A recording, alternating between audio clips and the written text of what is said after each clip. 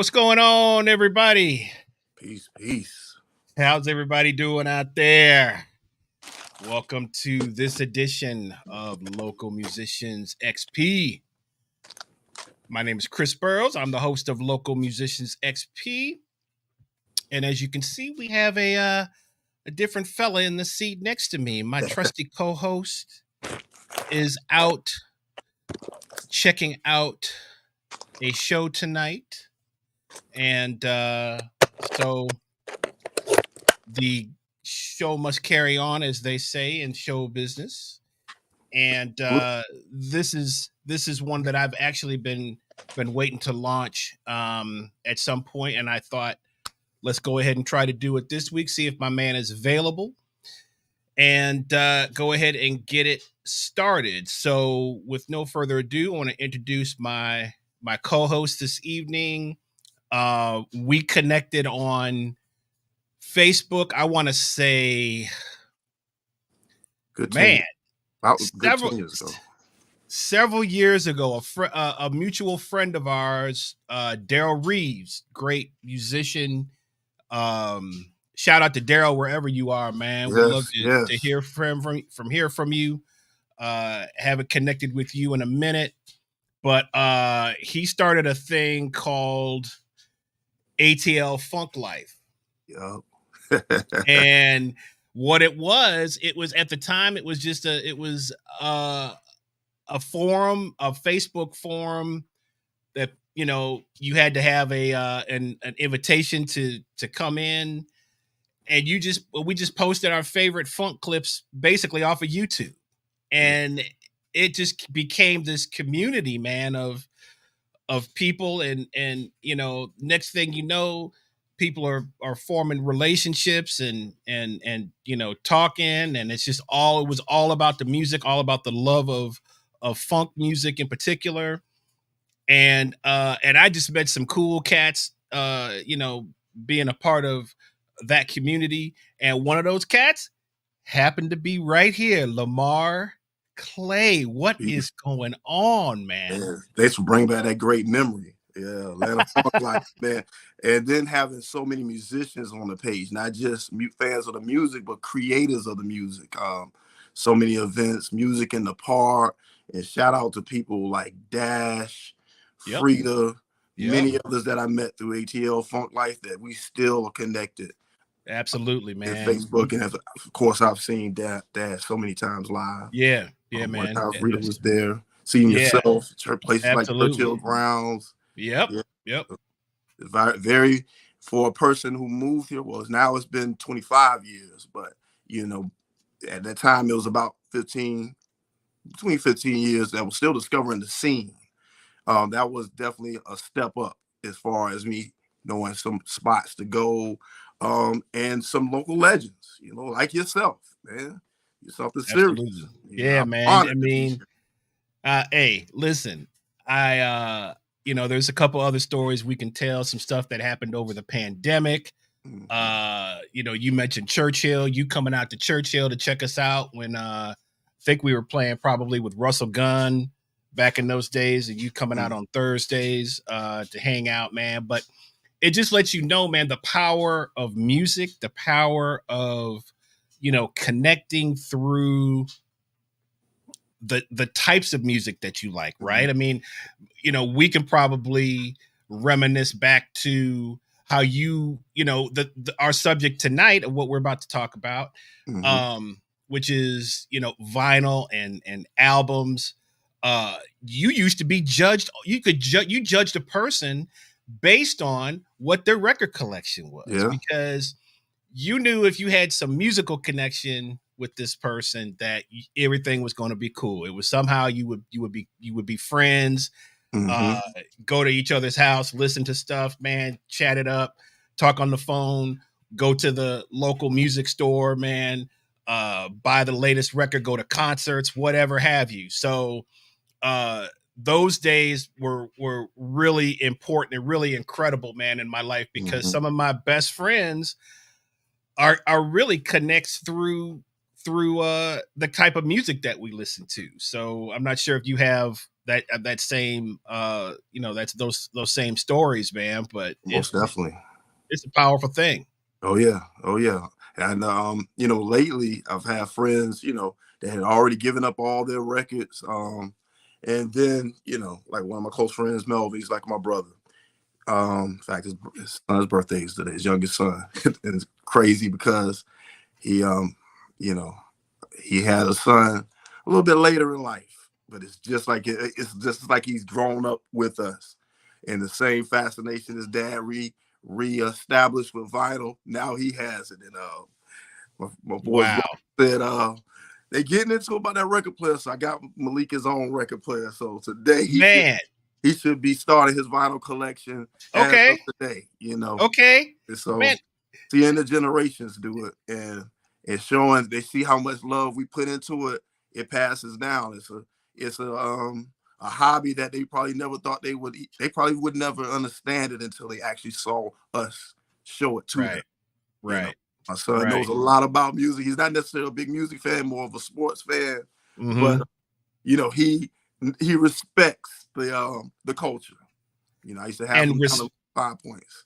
And I think, I think there's some important things to discuss within that of what makes that stuff important, because sometimes, man, with the album, it was kind of social media before social media, because it was your only insight into whatever artist that you were buying. And the main thing was like, oh man, I hope this is the album opens up to something. So you could see pictures, you could get stories, you could get the liner notes, you could get all of that stuff, especially like the live records, man, because you could live the concert through that live record. You would look at one of the pictures inside of one of the guys that was playing, and you'd say, oh man, I think he's playing this song right now. Just you just get that whole like imagination thing going, man. And you'd be lost. We used to be lost for hours, checking out, just checking stuff out, man. But I just want to kind of give a little bit of information, or give everybody a little bit of information where they can check you out, because you post. I mean, you were one of my favorite posters, man. I mean, I hate to say I've unfollowed so many people because it's just like, whatever, man. But dude, the stuff that you post on a daily basis, I never know what's coming. It's always something different. You are 100% like completely like fluid through all genres of music. You just posted Band of Gypsies, the Band of Gypsies a cover, and gave a nice little story about that. It's one of my favorite records of all time. Spent a lot of time with that record, and that's one of the records that I have strong visual memories of as a child, of just seeing that cover, the colors, just kind of seeing him. And then later on, of course, the finding out the history of the band of Gypsies, and the film, recorded at the Fillmore, and all the great history around that. But man, tell people your Facebook, because if they need to friend you up and check you out, man, and see what you're doing. All right. So on Facebook, I'm simply Lamar Clay. You'll know me because I have a Stacks themed shirt on that one of my cousins, Hasten, who actually introduced me. He's one of my collection mentors. Being a kid going through his collection, I'm the 27th of 28 grandkids. So I had a lot of cousins that I got a lot of influence from 45s that they left at my grandmother's house, to visits to their houses and going through their collection. And like you said, understanding them more via music, like, wow, because Hastings been on Silly Dan for a minute, okay, and what's this, and getting my tape deck and starting to put those my favorite cuts, but always wanting to get it for myself, even back in the days of hip hop, me and my cousin would go to the mall. I would get certain tapes, he would get certain tapes, and then we would make tapes all weekend. And then by the time, man, don't even get started making the tapes, dude. Making the tapes was an art. was Yes. an art, man. Oh my goodness, that's incredible, man. So Lamar Clay is your Facebook, Facebook. And then so they can Elder, friend you. Yeah. yes. And Okay. Elder And are Booker you is my on? Instagram. Okay, Elder Book. Okay, is Instagram. Okay, cool. All right, Nothing man. but positivity. I like to encourage people via music. I think that's my vehicle of expression is music. I don't try to post any witty anecdotes or anything. I don't think I even post statuses at all. I think it's been about 10 years. Unless Yeah. it's like, okay, I'm here, or it's Right. my mom's, or I'm in a certain location as far as a new record store I might have known about, even ordered from, but never been there face to face. I plan on a certain trip this summer to Okay. this one of the YouTube channels, Noble Records, is in Charlotte. I plan on going up there. Well, my wife is from that area, man. I'm not. I wonder if she's mentioned Noble. If not, we're gonna definitely go check it Yes, out. yes, Noble Records in Noble Charlotte. Records. Okay. Yes, yes. Okay. Passed Cool. through there one time. I didn't go stop in Charlotte. I was going to Raleigh. Oh, that's another fertile ground. I mean, I went. I'm there. I'm actually up there in June, the second weekend of June. I'll be up in Raleigh. This, I would think I was in Chapel Hill. I parked my car. There were 3 spots within a mile radius. I only parked it once. I walked to all 3 of those spots, and all of them specialized in something different. Came there, came from there. Then it was a college that I went to the last day, and I was going to check out like maybe about 1 or 2 records I was going to pick up. Then to discover behind the counter was a big crate of nothing but rarities. Strata East, HBCU band, funk records from the 70s. I know I got a Howard University record from that score. There was some Strata East, Music Incorporated with Stanley Cowell, etc. And it's just it never stops. It Sometimes never it be your stops. last stop, and it's like if this was the only stop I made out of it, I would have been happy. But just to come Right. home and have a crate that's huge, new stuff is an amazing feeling. And I still get Uh, that excitement even when I'm digging locally. man, all right. So let's get it popping. All right, All right. let's get it popping. So when did you start your record collection? Is this something that's carried over from when you were young? You've kept stuff from when you were young, or was it something that you got into kind of later? Or, you know, tell us a little bit about that story. Well, I'll be candid. I was a Okay. crybaby kid. Okay. My cousins remind me of it to this day, and Okay. my brother does too. But the one thing that worked consistently, you put on one of those 45s. Let me see if I have a 45. You put on one of these little things right here. Yeah, man. I'm by the council, just dances, rocking. In fact, on my Facebook page, I have a picture of not a black and white, but a brown and white picture. That's just how old school it was of me as a 1-year-old holding a 45 in my hand. And so as soon as you try to figure out your newborns, but as soon as you do, you support it. And so my mother found out that music was my thing. My grandmother, coincidentally, a lot of my older first cousins who had siblings, it was always like every set of cousins I had that had the same mother or father had one big collector. And for some reason, they were leaving their 45s at my grandmother's house, and they never came Okay. got them. I'm talking about cousins like Reggie. He was in the army, so he was away a lot. That's how I first heard things like "Sweet Exorcist" by Curtis Mayfield was blown away. He had the 45 for Island Girl from Elton John. Music had no genres when I was that young. I like it or I don't like it. One of the first albums I bought was Harry Belafonte's debut. It had a song called Noah. Noah is rhythm and poetry in the 1950s. That's Right. what rap is. You Right. listen to that record, he has the same type of cadence as a rapper. He's talking in the subject matter. So before I discovered hip hop, I knew I liked rhythm and poetry. I liked hearing him on those drums and not singing, even though he was a very great singer, but just Right. rhyming. So that Right. was the nucleus of my appreciation and love for hip hop. And so family definitely an influence. And then inheritance.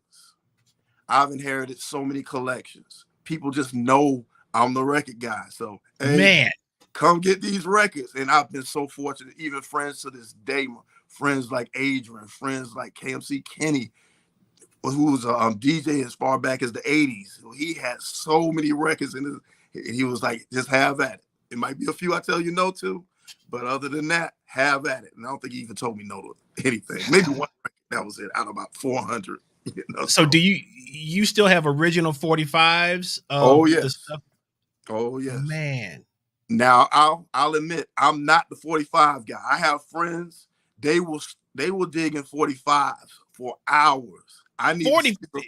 We talked a little bit about that, man, because remember the 45, it was, it was a single, right? On one side, but you never knew what you were going to get on the other side. They would throw, something crazy on the other side. And the 45 was only a smidgen of, what were records back then? I mean, whatever, $5 or $5, yeah, $7 or whatever, man. But I remember, man, I don't even know why.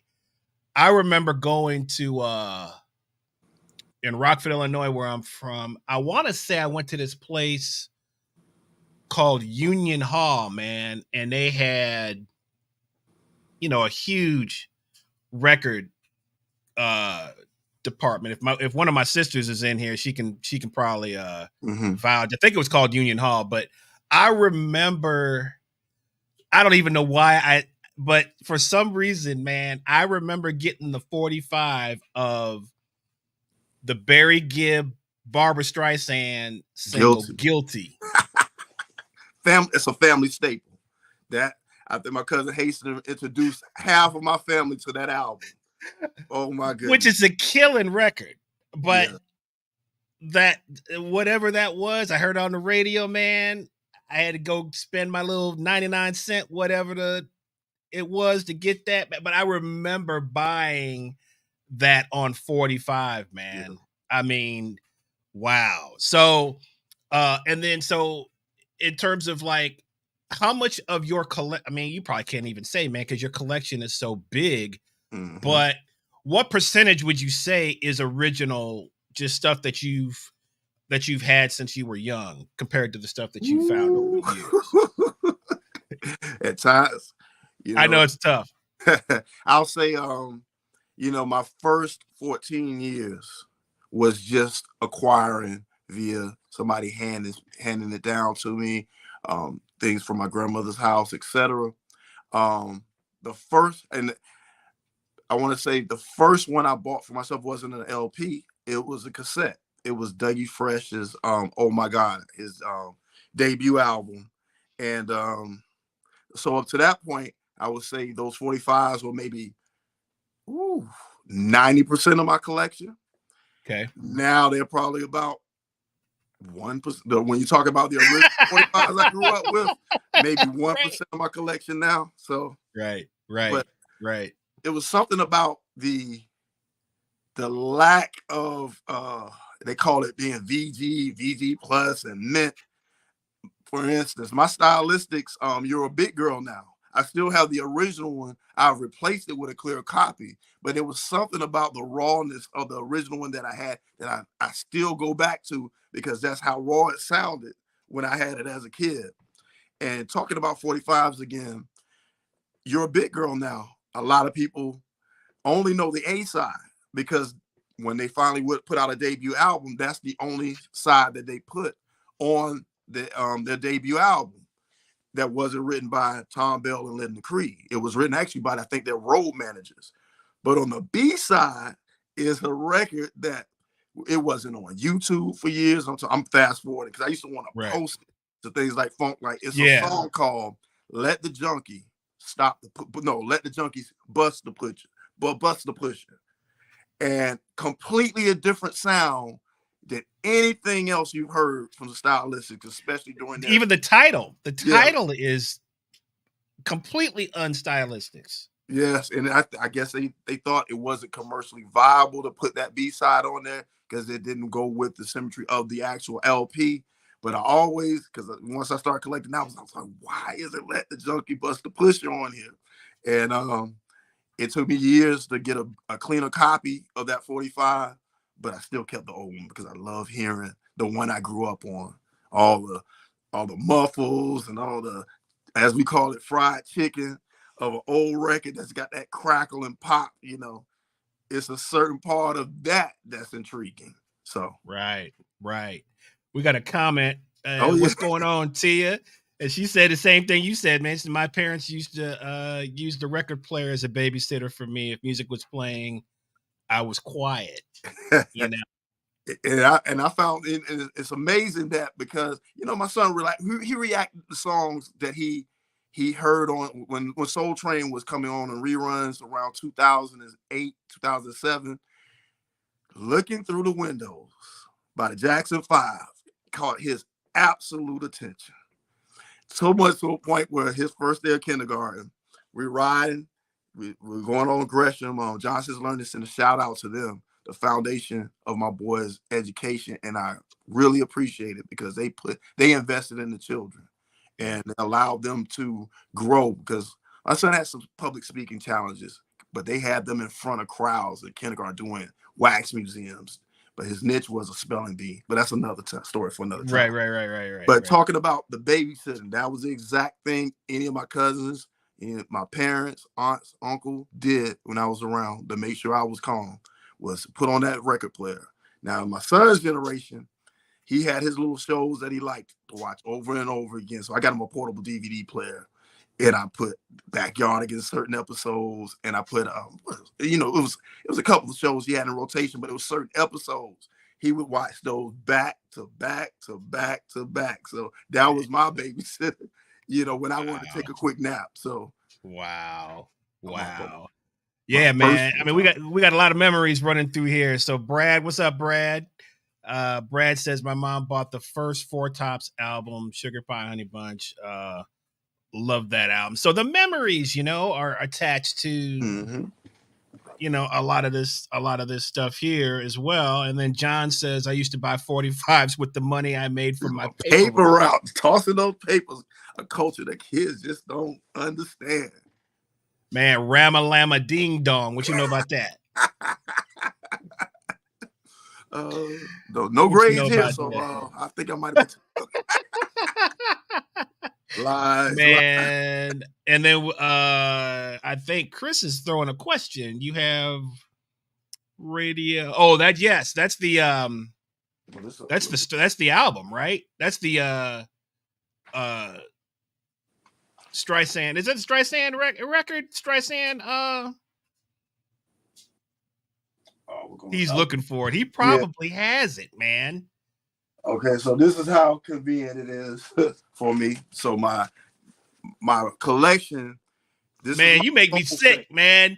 You make me sick. Soul section. So I was right behind the R's. They're in alphabetical order. This is wait. That's the most recent one.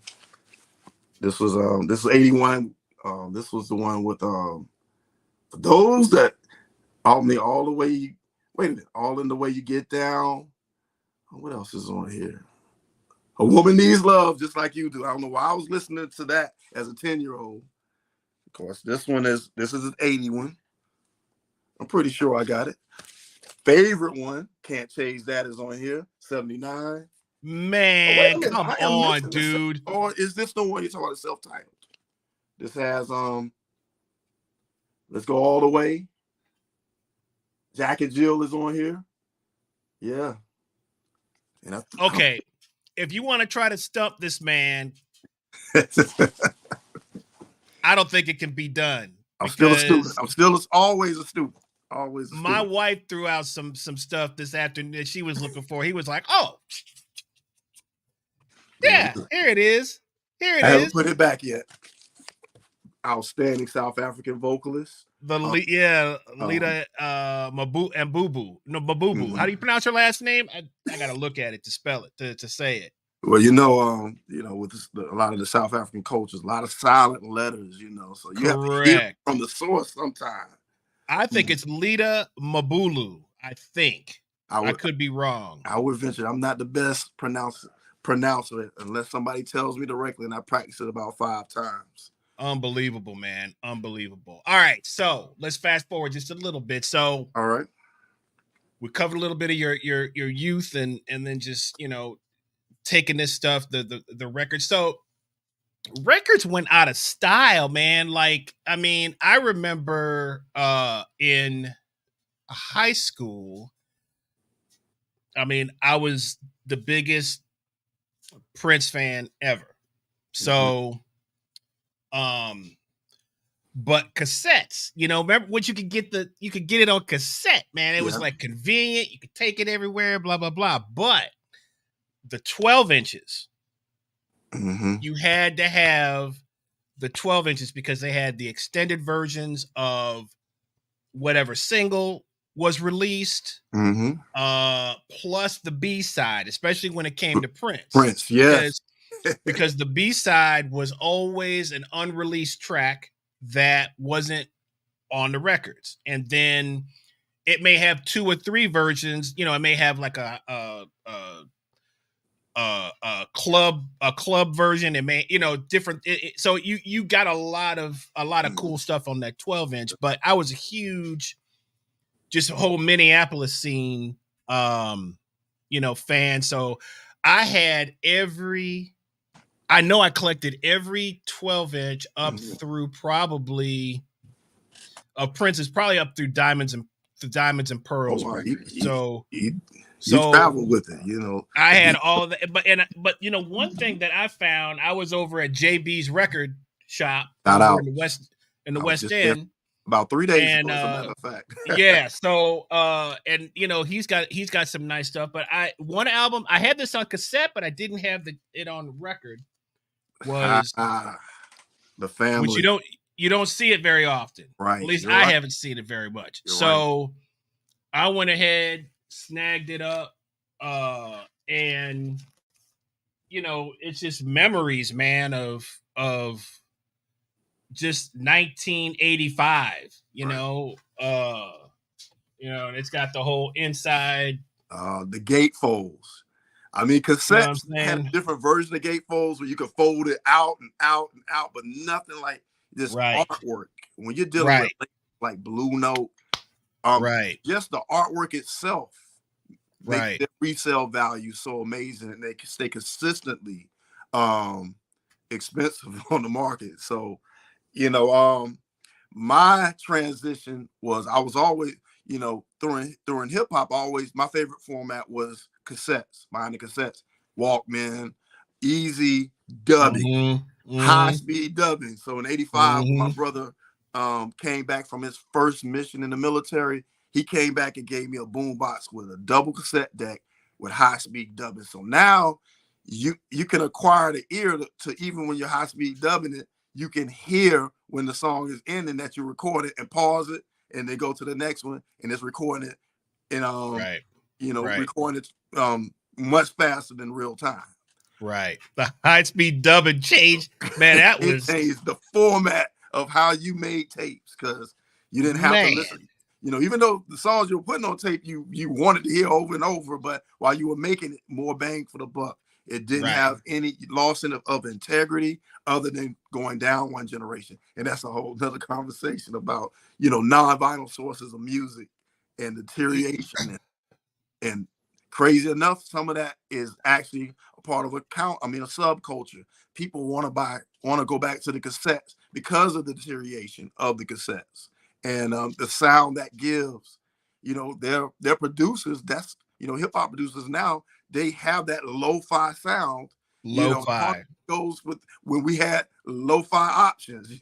So bringing back that feeling of that lo-fi before everything was digital. And man, that's crazy. Yeah, because I can remember, you remember all the, you had your little your Dolby setting on your cassette. You could record and I was always like, I don't know. At that time, I hadn't really, I guess, embraced the lo-fi thing. So I was always like kind of a treble dude, you know, like I had to have a certain amount of like treble in my, and I never in a million years, man. I mean, when I think about the sound of records versus, you know, of going to cassettes, which is still analog, but like you said, when you recording, you're kind of, you know, you're losing a generation, and then the digital age of CDs hits, right? And it's like all about like super high, like I mean it's high fidelity, I guess is still like stereo, but it's that digital sound. People are recording digital, people are not recording to tape anymore. Right. And CDs come into play. People are throwing their record collections out, man. I have some horror stories. About upgrading the CD, man. Rid of some pieces that I'm fighting to get back now. You know, just because you looked at it, it was the latest and allegedly the greatest. But as you start buying CDs, you start saying, "Wait a minute, something's missing in the frequency. Something's missing, man." Frank Zappa admittedly on his when he signed the contract with Rykodisc in the late 80s, he went back in and changed all the levels around. So it's certain albums, and when you hear them on LP, that's the original experience. But then his late 80s mind state was bring the levels a little bit. I want the vocals to be more prominent. I want Sugar Cane Harris. And that's going to go into another thing about how I look at liner notes. Liner notes will guide you to a path of amazing discoveries. Just absolutely. Playing what, you know. And absolutely. When I started noticing those differences were blatant, I said, you know what? I never got rid of a record player. However, when I finished school up in Philadelphia, CDs were the best format for me because I had to take the majority of my CD collection, which at that time was over 1,000. And by that time, they had the Case Logic books where you could take it out of the jewel box and just put the liner notes and the cover. I always maintained the cover off the liner notes. Right. And you could get a good Case Logic. You get 100. Get a Case Logic, man. You got your whole, you know, you get the book, you have your, you know, sleeves of CDs and the, you know, but what would happen though, man, is if it was hot, it would melt. That stuff would stick to the plastic, right? So you would, you know, but yeah, man, I mean, CDs, I remember someone pointed out to me, they were like, man, when you buy a CD, you want it to say DDD on the back. I said, DDD? What does that mean? I don't know, but those ones sound better than the other ones, right? So I was kind of like looking at as like, oh man, I'm looking for D, you know. So I started kind of looking for this, not realizing that it's telling you the generation that it was recorded on. And then it was, you know, so ADD is analog, digital, right? Yes. DDD is digital. AAD is analog, digital. Yeah. Digital. So a record like just kind of jumping the gun a little bit here, but I think one of the greatest records to hear on vinyl is Steely Dan's Asia, which is why you in my head, man. Why are you in my head? Listen, man. And they just did you get the new that crazy new pressing that they did of that like a while back? No. I know which one you're talking about because it's like how the record is housed in a different way. They have several of the Doors albums are like that too. I don't know if it's the exact same, but it's like some type of remastering, analog remastering. It's high end though, you know. Super high end, man. This is showing you how long I've been digging.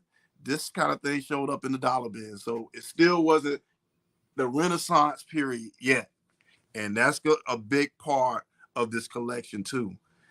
Once I moved here in '99, realized that the record stores are all over the place. The first major record store I discovered, Wax and Facts. That's still Man, there, 50 years strong. And man, I found some gems.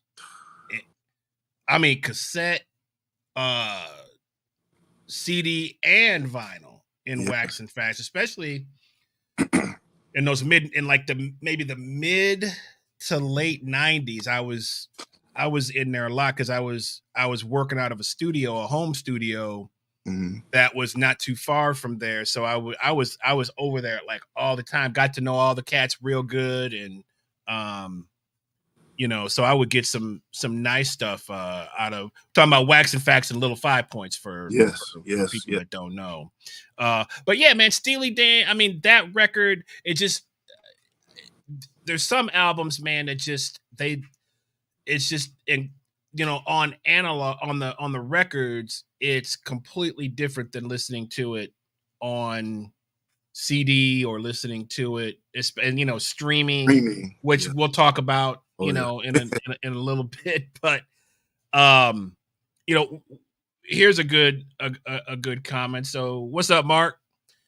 It said there were album cover artists who became almost as famous as the recording artists, which Exhibit A. Hold on one second. It doesn't take me long to find some of the classics. Yes, sir. Yes, sir. This is a whole movement just with the album cover. Sorry, I'm using a new iPad, so I'm trying to get used to where the camera is. Yes. Flop. All the essays that Clinton and his entourage used to write in the album covers, the scenario. Unbelievable, man. This is not, you can't get 95% of this on a digital file.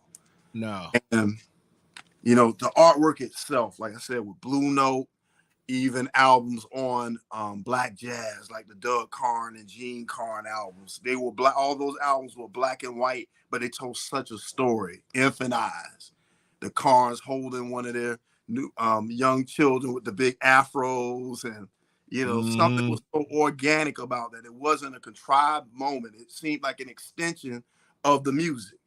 And when you listen to that, when you listen to Infant Eyes, the remake of the Wayne Shorter classic, you get that passion of putting lyrics to a jazz composition that didn't have lyrics. Shout out to John Hendricks. And that's another thing. The album covers usually draw you in. You look at the liner notes, you see some familiar musicians. Of course, you look at that price, you say, this is worth a chance. And nowadays, it's no excuse to buy a bad record because you don't have to listen to one track if you got YouTube University. A lot. No other comment has been more true. My personal favorite, of course, everybody knows Honey, but that album, that black and white album, Angel, is something about that silhouette of that brown skinned sister that just was perfect. And I guess it wasn't as commercially successful as the previous albums, but for me, and some of the songs I wish they should have been bigger hits, like My Life.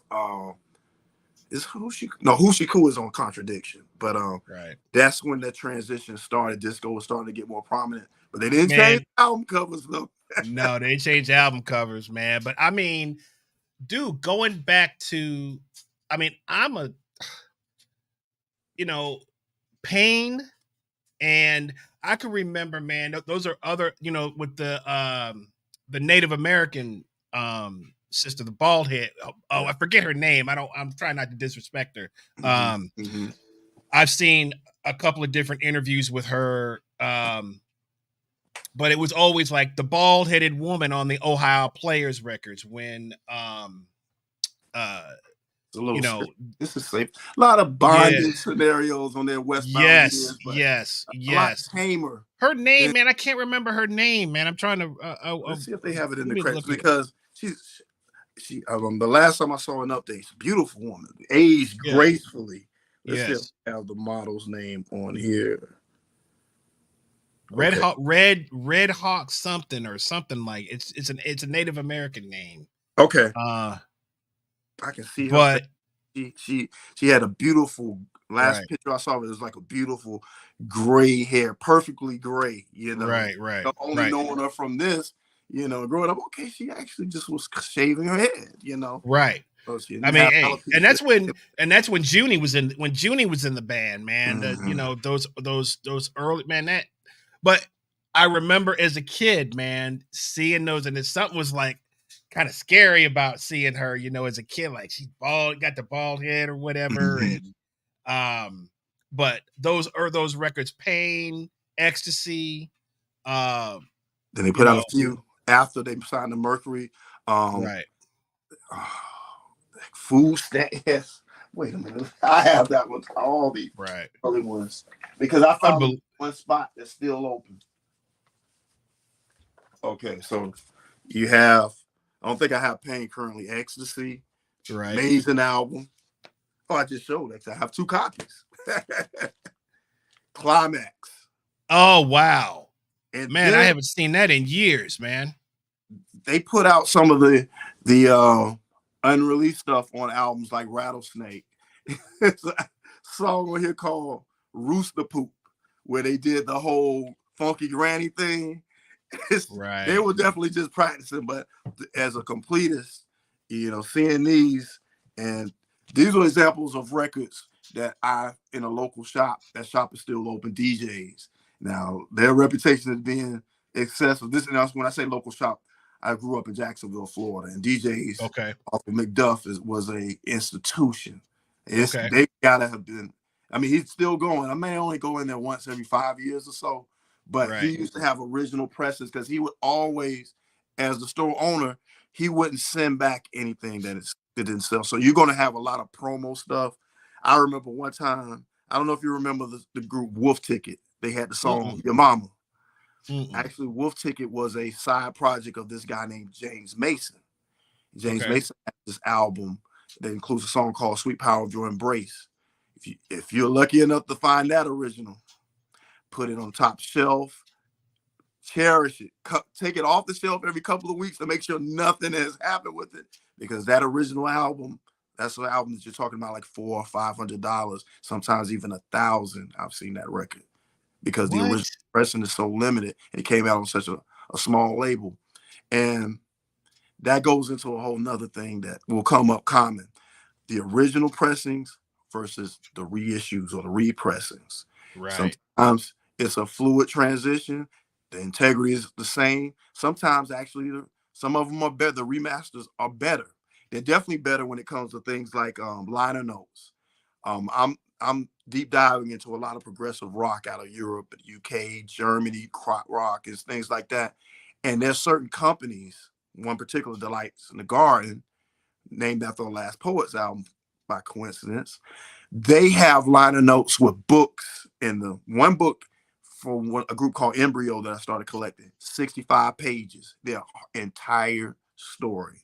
It has pictures of every version of the album, because from country to country the album covers would differ, the labels would differ, all known 45s. And I'm a big history buff, and so to get the history behind certain groups, especially if it's a group that I'm just discovering, and you got groups like Soft Machine where all the members went and did other things, and it's amazing. Some of these artists, drummers, and even horn players were in like 10 groups, and some of them would be groups they would be in simultaneously. You know, Right. so Right. Well, that amazing journey. So you mentioned I came upon I was at going back to JB's over in the West End. Shout out to JB's. Go check them yes, out. indeed, Um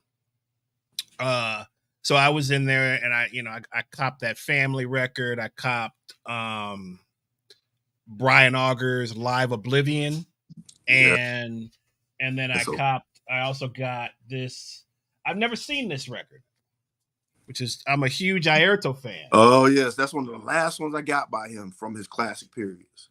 And so again, I just bought because I love Airto. I looked at the cover. This is when he was on Arista. Yeah. So Mm-hmm. I was like, man, I haven't checked it out yet, but I came across Earth, Wind and Fire's All in All, which is my favorite Earth, Wind and Fire record. I feel like it's their champion. That's the pinnacle of the band in terms of the songwriting, the production is incredible. The spiritual, the spiritual message that's on that record. You ever won?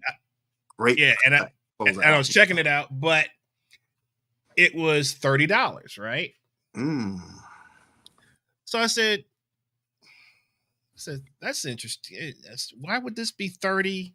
Which, I'm still kind of a novice when it comes to understanding pricing on certain things. Okay, so I talked to my man JB. He was like, "Man, that's an original pressing." Right.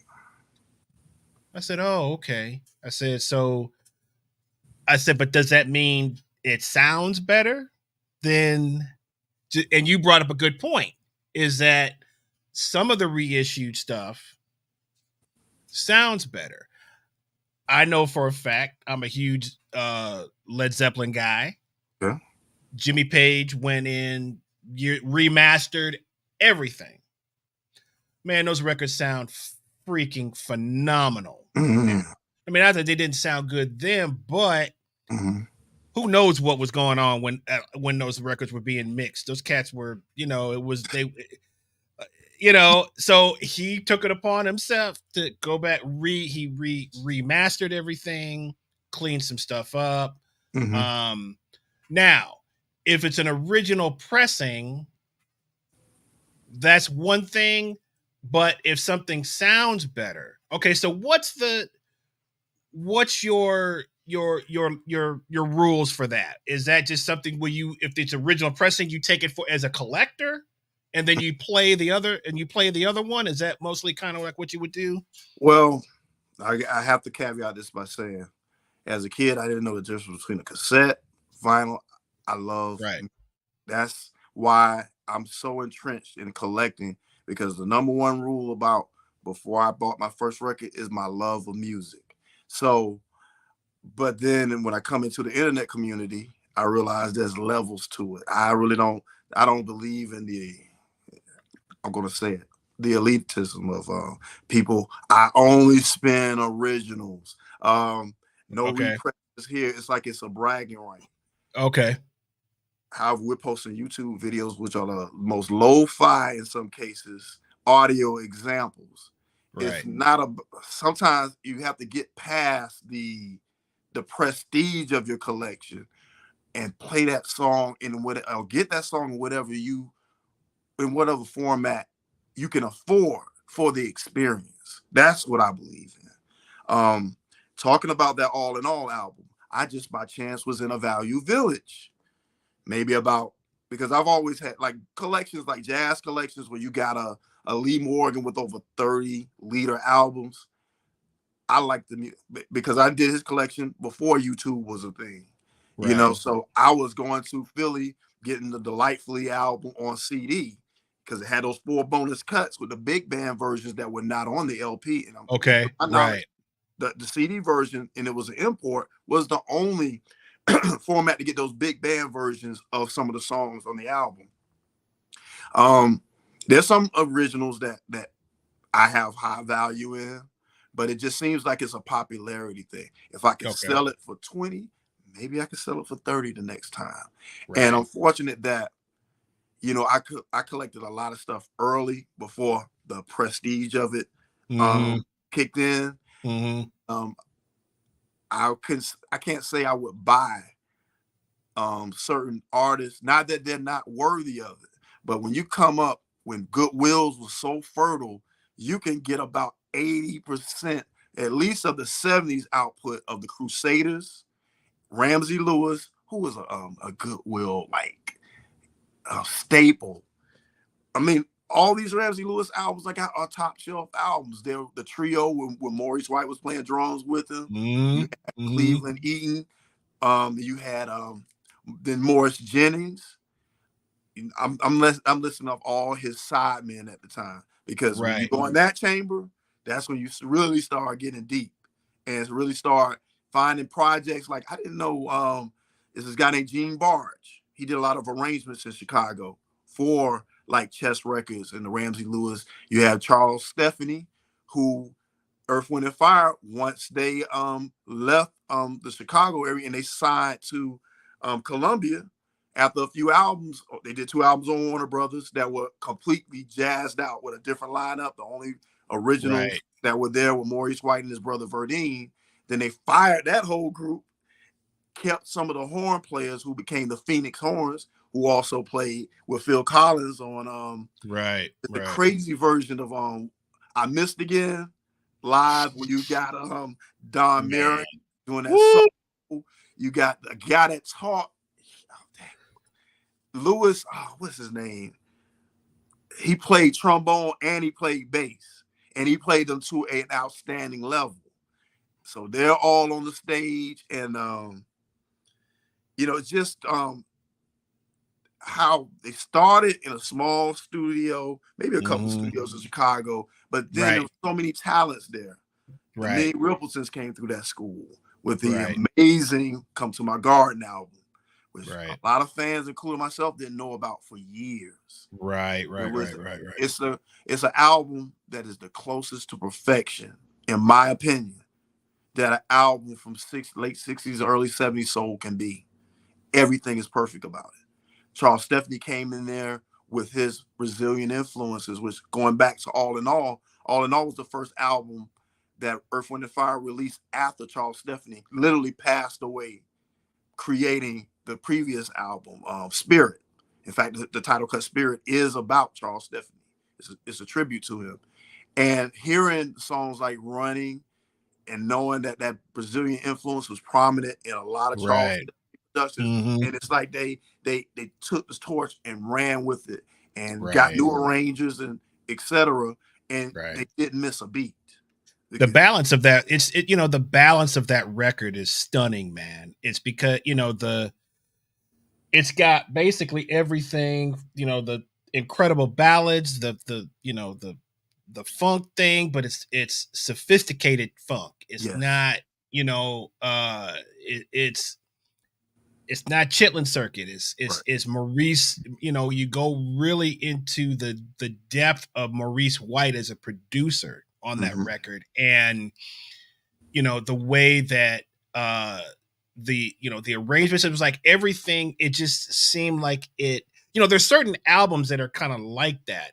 That where everything is in its right place. Yes. To quote Radiohead, everything is in its right place.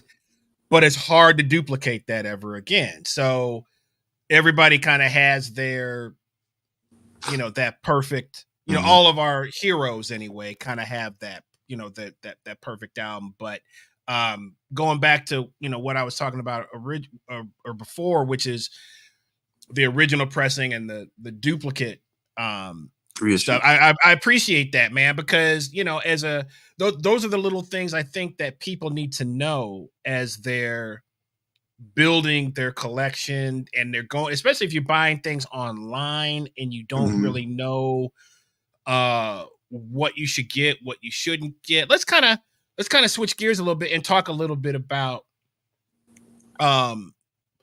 some of your favorite places to go and and dig for records, and maybe on the cheap, maybe not on the cheap. You just kind of lead us around. We're in Atlanta, so we've got places like we already mentioned Wax and Facts, which is in a little 5 Points. Going to shout out as many of the record stores as we can. JB's Record Lounge, which is over in the West End. What are some of the little 5 Points? Just that area itself. You park your car in one spot, you have access, of course, to Wax and Facts, which is right on Moreland.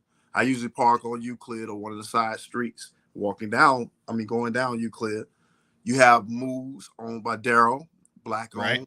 That's just a cultural shop. It's a cultural experience. There's a huge bookstore in there. You can buy jewelry. You can buy T-shirts like this. Shout out to the Dynamite Dave Soul, who designed this. Dave Soul, what's up, man? Yes. Hope you are well. Yes, sir. Yes. Dave Soul.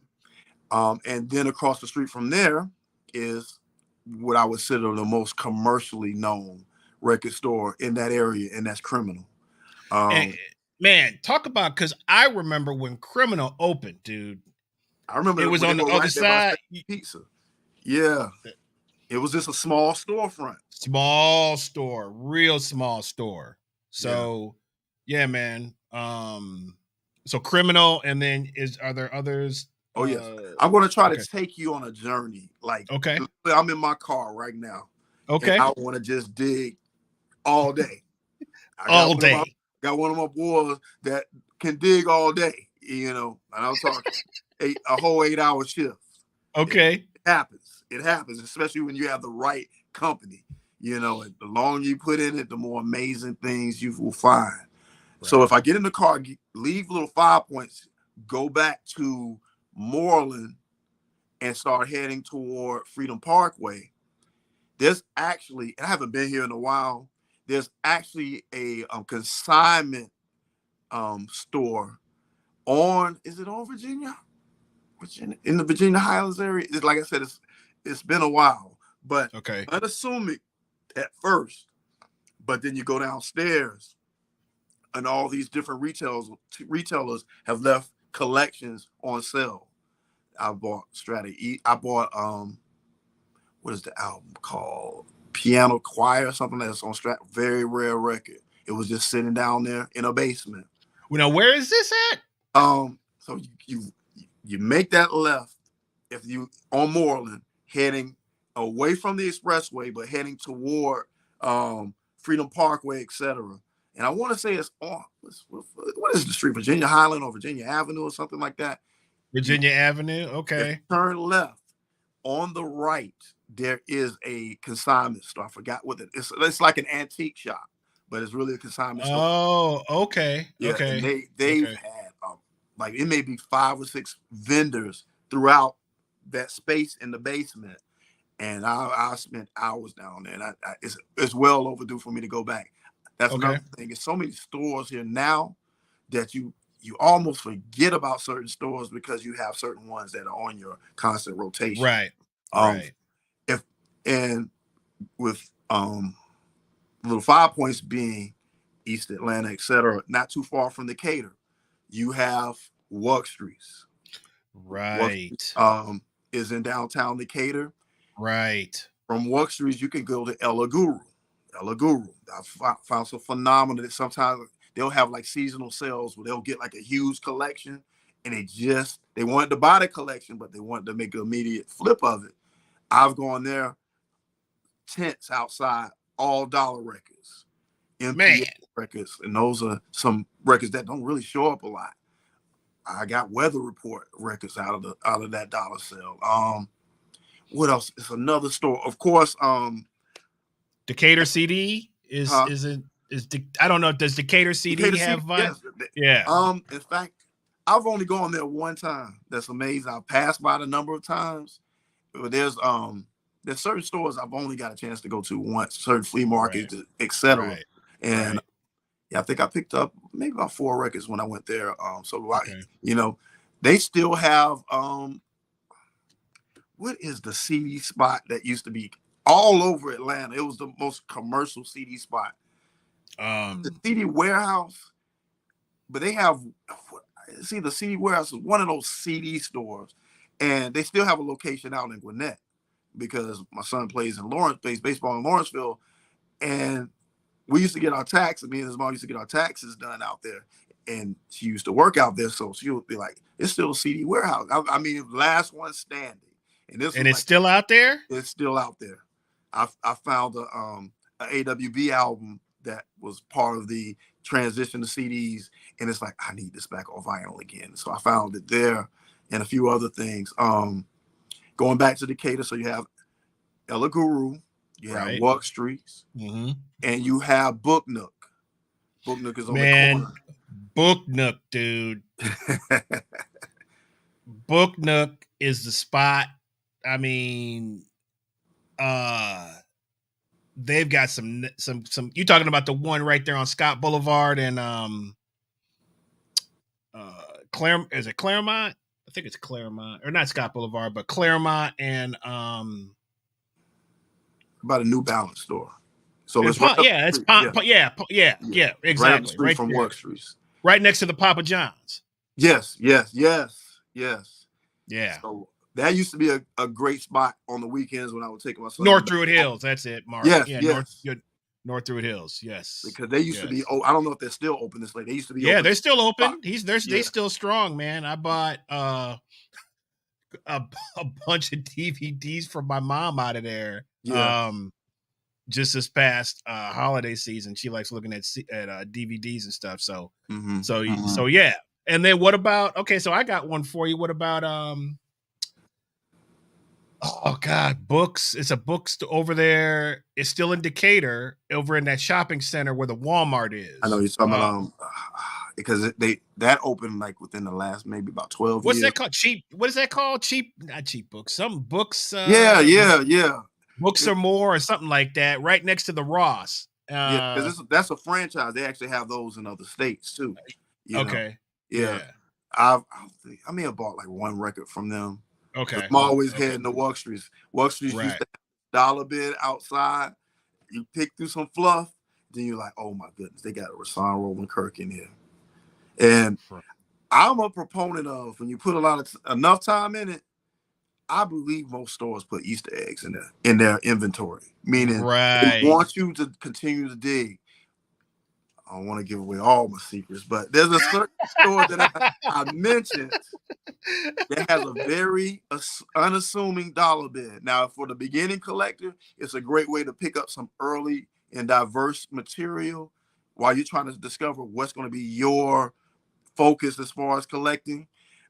But you got to look in there. It's not good on my knees because they don't have it elevated like the regular price stuff. It's down on the floor, so you got. They make you work for it. They make you work for it. They make you work for it. But I worked for it one time and got an original pressing of Gil Scott-Heron's Winter in America. No skips, a little bit of chicken in between a couple of songs, but for $1 you do not find that album. It's the Strata East album. It was the album he did between his Flying Dutchman material and going to Arista. And he did that one album on Strata East. Just the title, just the label Strata East alone. I was going to say, man, you mentioned Strata East a few times, man. Tell us a little bit about that label, because there seems to be a lot of rare stuff that was on that on that label. Okay, without extending it too long, given a historical perspective, it was started by two musicians. It was an artist label for artists. So they didn't have an A&R and saying, you need a pop jam on here. You need to do what you do. So Strata East was one of those labels that allowed so much artistic freedom. They had their rise in the early 70s. Probably, I'll say, about a 5-year period that it was active. It was founded by trombonist Charles Tolliver, who happens to be from Jacksonville. No, not trombones. I'm sorry. He's a trumpet player. And piano player Stanley Cowell. The piano choir album that I found in that consignment spot, that was a Stanley Cowell-led group, all pianos. Now, you think about certain limits you put on yourself, and great music will break those limits. Stanley Cowell is a perfect example. He has an album called Musa, Ancestral Streams, solo piano album. And I've seen many solo piano albums, and I avoid them like the plague. However, Musa, which happens to be one of my son's middle names, that album is such an experience. You don't think about the limitations of not having a drummer or a bass player. You think of the infinite possibilities of an outstanding, world-renowned piano player that can take this instrument to new places and keep your attention throughout. So, I actually got that on a trip to New Jersey. I was telling you about that earlier. And I got a bunch of 45s from one of my relatives that knew I was the music guy. And a lot of them were North Jersey groups like Kool and the Gang. And not the Cherish Kool and the Gang and Ladies Night, but the NT Part 1 and 2. Who's going to take man. So I went to a collector that was in, he lived in Bordentown, New Jersey, which is right across the bridge from, right up the way from Philly, which was a big part of my stay up there too. And I was going through the 45s, and I used one as a negotiating power. NT Part 1 and 2. A lot of samples in there. The drums are crazy. Shout out and rest in peace Man, to we George should Brown. on another show we'll talk about groups like that were once one thing and turned into something else, usually for commercial value, basically. Which you can't hate on them for it. I mean, but that's a whole other thing. Because I was going to say a story of a recent podcast. Yeah, let's not. We'll save that one. So cool, man. Well, okay. So what about some of the other? So I think we talked about Wuck Street. Wuck Street don't they have one in Athens as well? Oh yes, that is the Wuck Street. The first time I finally got out there was actually a separate room next door to the main location. And I found a lot of things like a group called Gentle Giant out of Europe. Yeah, I found somebody was just talking about them, man. And you have you'll think you have the records because some of the album covers look so similar, and that's another thing. I inventory. I want you to talk. Multiple copies, but I try not to have 5 copies of a record. I want you to talk a little bit about that after we finish. Give a few of your just to kind of wrap that up. Give a little, because we'll come back to some other stuff later on in another show. But what about some of the thrift store type spots, man? Where would people go to maybe look for some gems? At this stage in the game, you go to a thrift store like a Goodwill, etc., with no expectations really. I mean, at this point, I'm going in record stores and I'm seeing that classic little sticker, whether it be green or red or orange, in regular record stores, meaning that they scour the Goodwills in their area and they look for a little bit more. Sometimes it's just timing. You get there as soon as they drop those records in. I found both of my copies of a group called Leo Sunship, which is a group that was out of Atlanta. Actually, one of the members did some staff writing for Motown, but there's a backstory to that album. It's only 4 vocal tracks, and the same tracks, they have the instrumental version because one of the key members passed away during the recordings. But that is considered a Grail record. Another one of those records that the originals can be $50, $60, $70. I fortunately combined only paid $5 for both of my copies. There was a store, I live in Marietta, called Rowan's that was on Roswell Road. The Goodwill is still there that was next to it. But Rowan's, every album was exactly $3.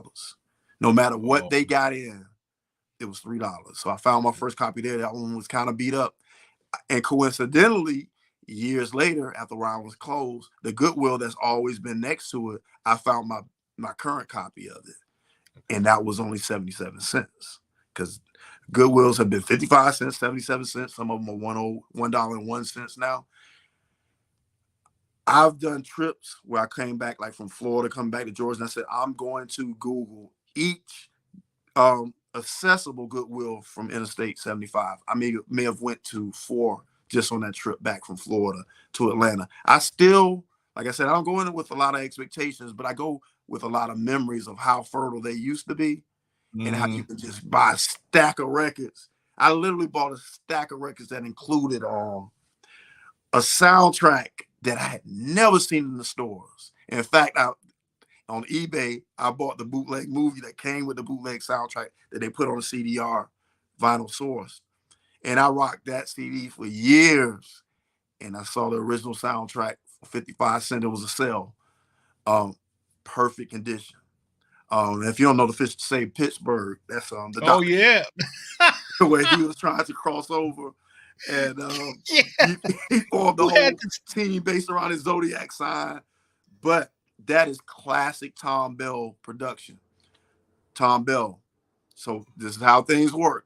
You realize that when you collect the spinners, the stylistics, the Delphonics, New York City, I'm doing fine now. All of them say produced and arranged by Tom Bell. Tom Bell. Right. So once you see Tom Bell's name in the credits, you know you're going to get top shelf music.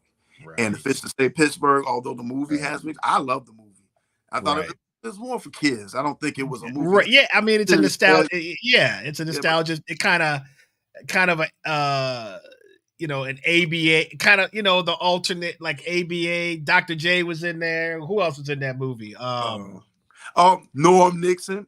Norm Nixon. Yes. Who became his wife? Deborah Allen. Yes. Dee Dee Bridgewater. They were like in the audience. So Debbie Allen and Dee Dee Bridgewater, they were like at the championship game, and they were like, they weren't cheerleaders, but they were like cheering in the stands, very animated. So it was amazing to see someone like Dee Dee Bridgewater in a commercial movie like that, because even though her career has gone now, and makes me want to see a documentary on actually, because I have some straight up jazz albums, not just her vocal albums, where she's singing vocals. What is the song? It's by Frank Foster. Dang, he's like doing like this on the album cover, but she sings on the title cut. Amazing. And actually, I first discovered that through sampling. I'm not gonna say who the artist is. I would like to, you know, at least not on record. Right. Who used what, because lawsuits happen 30 years later, and to protect the art, because that could be another episode, the art of sampling. No doubt. That brought a lot of us into this game, you know, and yeah, no doubt, man. No doubt. So yeah, Goodwills you still can, but sometimes those mom and pop thrift stores, and going to Athens, there was a black-owned thrift store the first time, and I went down there with my boy Bus Crates when he was still living in Atlanta. Great musician out of Pittsburgh, and an even greater friend. And we found this warehouse, and they just had all these records in the back, $1 a piece. It was just amazing. It was just one of those one-off finds that when I went down there about 2 years ago, I couldn't find that spot. But then I found another consignment like antique shop where I found stuff like Soft Machine. An artist named Mel Brown. I've been collecting his stuff. He did a lot of his stuff on impulse. He's like a blues funk artist. Found a bunch of that stuff after I did my main digs, because you have the main Wuxtries is there, and there are 2 other record stores that are walking distance from Wuxtries. I go to all those stores, and I'm always coming home with a full bag of records. I love trips. Well, this sort of brought back memories, because my wife introduced me to this, the Atlanta Record Show, and I bought a couple of Live Weather Report things. I bought quite a few things, but you know, over the years, I guess, you know, everything changes. People say it's not the same. We haven't been in a long time. We used to get the little yellow. You'd be on the mailing list. It would let you know they were coming. You know, coming and what hotel they were going to be at. Right. They've been on Claremont. I love when they were at the Ramada on Windy Hill, because I was living over in the area. Yeah. The last one I went to was on Windy Hill as well, but literally up the street from me. But like you said, and I don't think it's once you get the feel of your community, as far as where some of the price to sell, like Wax and Facts is a perfect price to sell store. Your average record in there is going to be $5 or less. Now there's some clear exceptions. Now the reissues and things, they're going to cost a little bit more. But if you go in there and you say, I want to buy an Earth, Wind and Fire record, if you find it in there, they're not going to price it something astronomical. It was all in all was a $1 million seller record. Spirit was a $1 million seller record. So there are a lot of them there. Now people covet those records, so there is value in them. I'm not trying to say that, but a place like Wax and Facts, they're price, because they're going to get so many collections within a week's time. They may see 3 copies of All in All in a month. They may have 2 copies in the back storage area. I was just going to say, a lot of times they'll have duplicates of stuff, you know. And crazy, because went up to Pittsburgh, and when there's a famous record store there called Jerry's. Rest in peace, Jerry. He actually passed away maybe about a year or 2 ago. But he has a huge, somebody owns it now, but I've been told it's just not the same. But he has his general collection. Then he had this section that was like an old library storage area with all these shelves of all these duplicates. So let's say I'm missing 3 Tyrone Davis albums from Columbia. You could go over there. He had them all.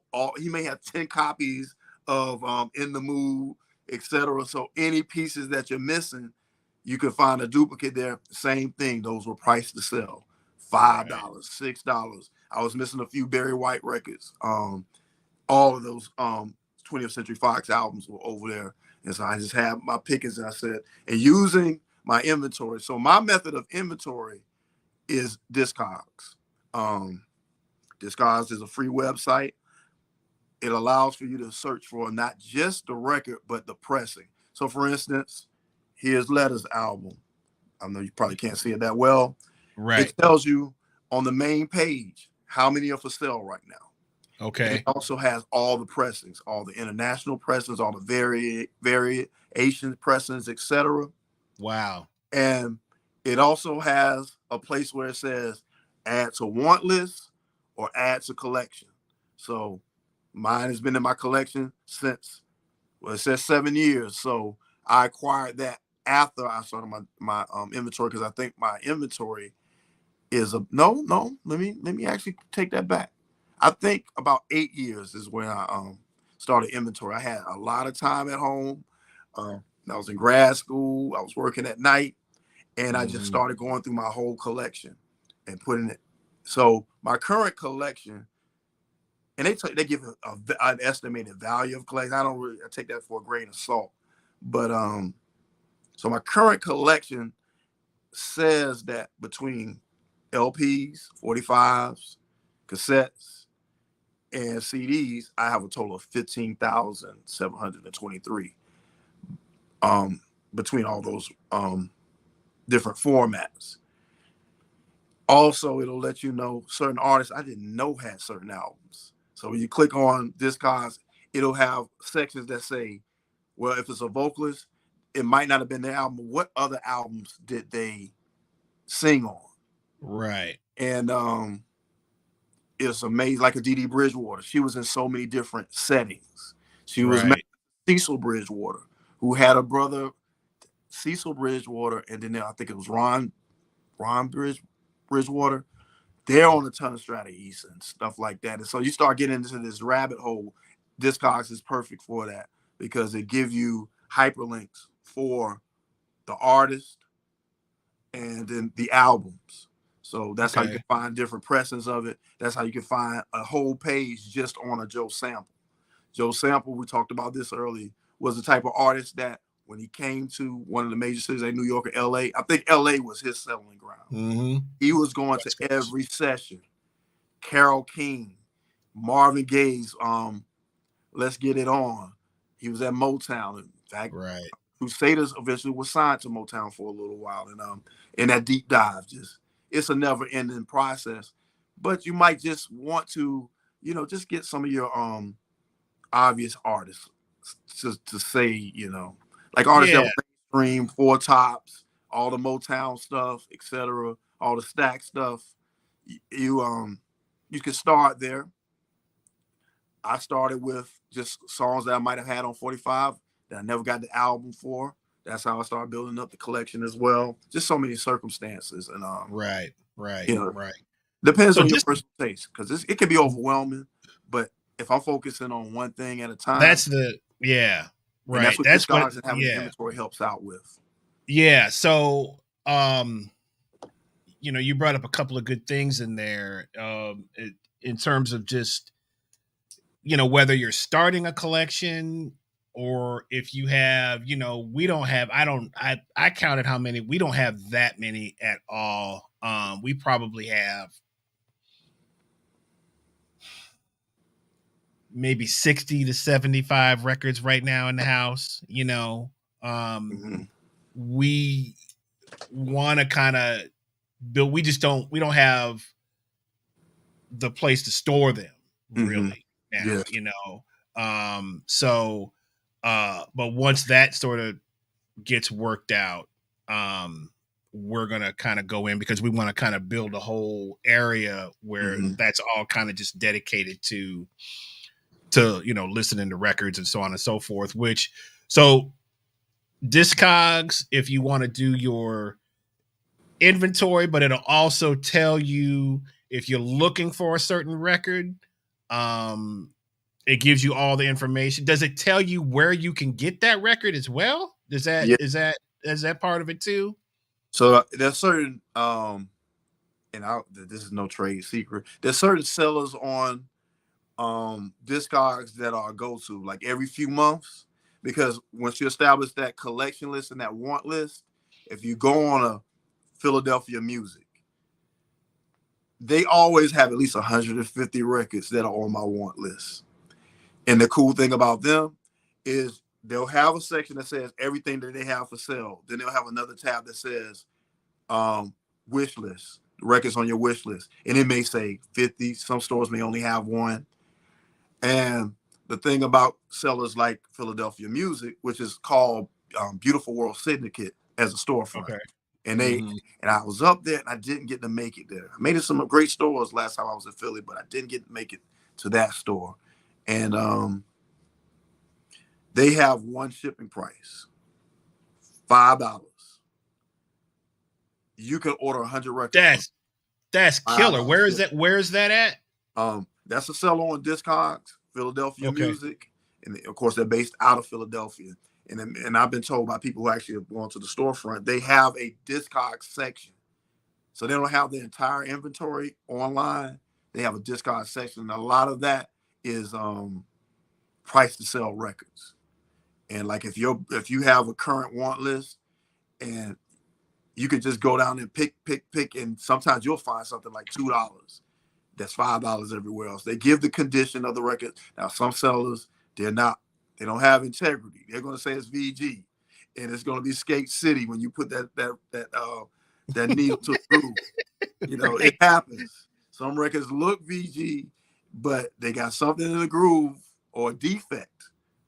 So there's some risk with things like reissues.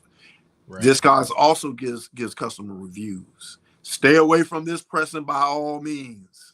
Okay. What they did when they remastered this, but they could have saved it. Get the money, get the original. You have real opinions. I mean, real reviews from real customers. You know, you can make your own informed decision. Oh, he's just exaggerating. Because I've seen some reviews that are absolutely like, some people can never be satisfied. So use your own discretion, etc. Right. And think about, have the intention of, if I find that Prince record, but it might not be in the best condition, but it's serviceable. Think about that being your debut. I mean, your first copy until you find a better one. Because there's been situations where I've had a great album as far as the condition of the record, but the cover was trashed. So you have stores that sell covers for like $1. I go through the covers and see if I can get a replacement. Man, I actually need that hookup right there. Is whoever's selling covers. Now, I don't want to get knocked off of here, but we were talking about this album cover. Sophisticated funk. I mean, golly, bro. Yeah. Now, I bought this. The cat was totally cool because he said the cover had water damage, right? But the album is in mint. So I said, okay. So I checked the record out. I mean, beautiful, perfect condition, man. But the cover had some water damage, as you can kind of see. I'm not trying to be too X-rated here with the cover, but it's all right there.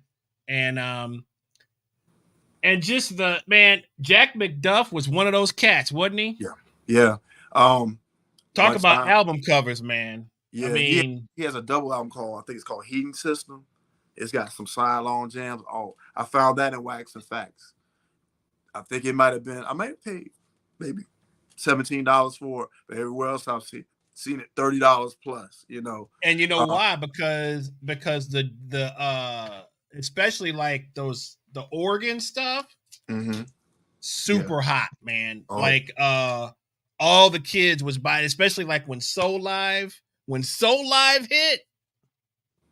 Mm-hmm.